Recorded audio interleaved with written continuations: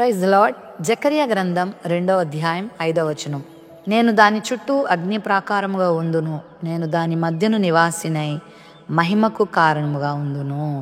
దేవుడు దహించు అగ్ని అయి ఉన్నాడని వాక్యంలో ఉంది. దేవుడు తన ప్రజలకు తోడుగా ఉంటాడని మనందరికీ తెలుసు. చాలా సందర్భాల్లో ఆయన అన్నారు, నేను మీకు తోడుగా ఉందును అని.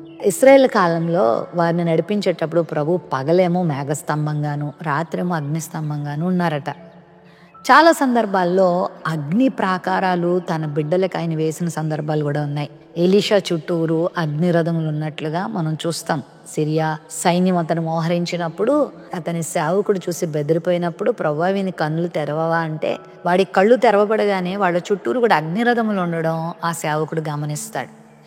నిజంగా తన బిడ్డల విషయంలో ప్రభువుకున్న బాధ్యత, ప్రభువుకున్న ప్రేమ ఎంత గొప్పదంటే అగ్ని ప్రాకారమును దేవుడు వారికి ఉంచుతాడు.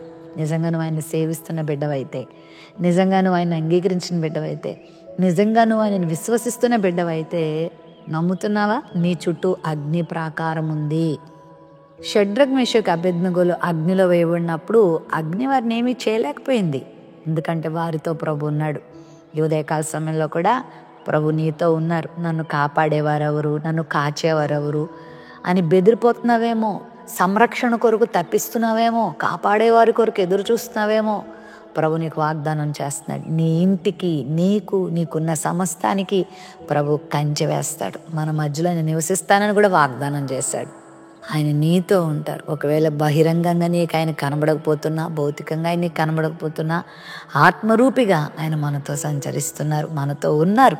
కాబట్టి దేనికి భయపడద్దు, ఎవరికి భయపడద్దు, ఏ కష్టానికి భయపడద్దు, ఏ చీకటికి భయపడద్దు, ఏ దురాత్మకు భయపడద్దు, ఏ రోగానికి భయపడద్దు, ఏ కష్టానికి, ఏ బాధకి, ఏ శోధనకి నువ్వు భయపడద్దు. ధైర్యం తెచ్చుకో. ప్రభు నాతో ఉన్నాడని ఎప్పటికప్పుడు మాట్లాడుకో.